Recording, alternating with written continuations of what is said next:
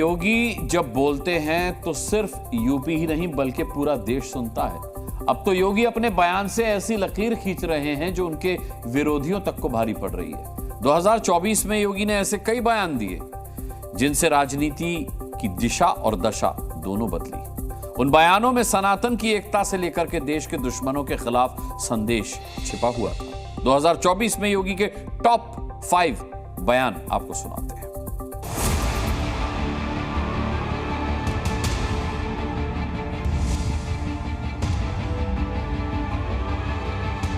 बटेंगे तो कटेंगे। हमारा देश सुरक्षित है तो हमारा धर्म भी सुरक्षित है और राष्ट्र तब सशक्त होगा जब हम एक रहेंगे, नेक रहेंगे, सभी नेक रहेंगे। बहनों और भाइयों, राष्ट्र से बढ़कर के कुछ नहीं हो सकता, कुछ नहीं हो सकता।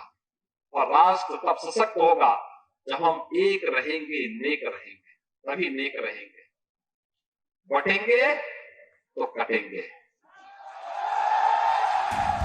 ये 2024 का सबसे बड़ा बयान था। 26 अगस्त को हरियाणा विधानसभा चुनाव की एक जनसभा में बांग्लादेश में हिंदुओं पर हुए अत्याचार को लेकर योगी ने बटेंगे तो कटेंगे का बयान दिया था।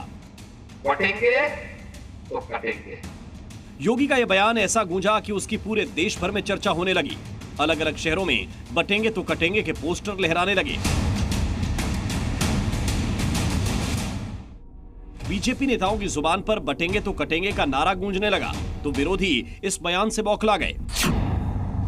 दरअसल योगी का बटेंगे तो कटेंगे बयान सनातनियों को एकजुट करने के लिए था और इसका चुनाव में साफ साफ असर दिखा। हरियाणा के विधानसभा चुनाव में बीजेपी को पहले से बड़ी जीत मिली। इसके बाद महाराष्ट्र में भी योगी आदित्यनाथ ने बटेंगे तो कटेंगे का चुनावी नारा दोहराया तो वहां भी बम्पर जीत मिली। यूपी विधानसभा चुनाव में भी बीजेपी 7-2 से जीत गई थी। योगी आदित्यनाथ ने जब बटेंगे तो कटेंगे का बयान दिया तो उन्हें एहसास था कि इस बयान का कितना बड़ा असर होने वाला है। अब तो महाकुंभ में भी बटेंगे तो कटेंगे पर चर्चा हो रही है। महाकुंभ में तो संतों ने भी बटेंगे तो कटेंगे का पोस्टर लगा दिया। हमारा व्यक्तिगत कोई अस्तित्व नहीं, हमारा देश सुरक्षित है तो हमारा धर्म भी सुरक्षित है। हमारा देश सुरक्षित है, हमारा धर्म भी सुरक्षित है। हमारा धर्म सुरक्षित है, हम भी सुरक्षित हैं। योगी आदित्यनाथ ने धर्म की सुरक्षा के लिए भी सनातनियों को एकजुट किया। योगी ने अपने बयानों से सनातन विरोधियों को कड़ा जवाब दिया, बल्कि भारत में जिन्ना गैंग का डीएनए भी सबके सामने रखा।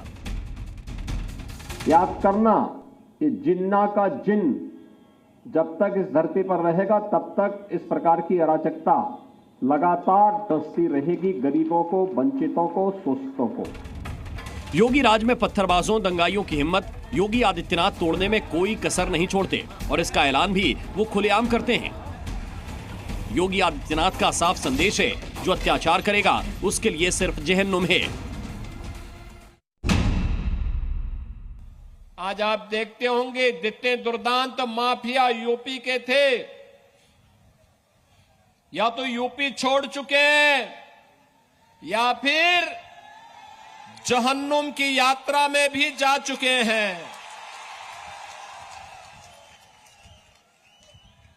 अरे अन्यायी और अत्याचार को जन्नत कहां से मिलेगा? उसको तो जहन्नुम की ही यात्रा उसके लिए होनी है। 17 के पहले यात्रा नहीं निकालनी दी जाती थी और आज हेलीकॉप्टर से पुष्प वर्षा होती है। ताकत का एहसास कराइए और ताकत का एहसास कराएंगे जो ये पत्थरबाज हैं, सड़कों पे आपके लिए झाड़ू लगा करके रास्ता साफ करते हुए दिखाई देंगे। सीएम योगी ने पत्थरबाजों को खुली चेतावनी दी कि किसी भी तरीके का दुस्साहस उन पर भारी पड़ेगा। संभल में कुछ लोगों ने पत्थरबाजी की गलती की थी, अब वो योगी फोर्स से भागते फिर रहे हैं। जो गोमती नगर की घटना है, उस घटना में भी हम लोगों ने जवाबदेही तय की है। उसके अपराधियों की सूची भी मेरे पास आई है। ये अपराधी हैं। पहला अपराधी है पवन यादव, दूसरा अपराधी मोहम्मद अरबाज। ये सद्भावना वाले लोग हैं। पहले सद्भावना, अब इनके लिए सद्भावना ट्रेन चलाएंगे, इनके लिए बुलेट ट्रेन चलेगी, चिंता मत करो। और बस बुलेट ट्रेन की तैयारी की जा रही है।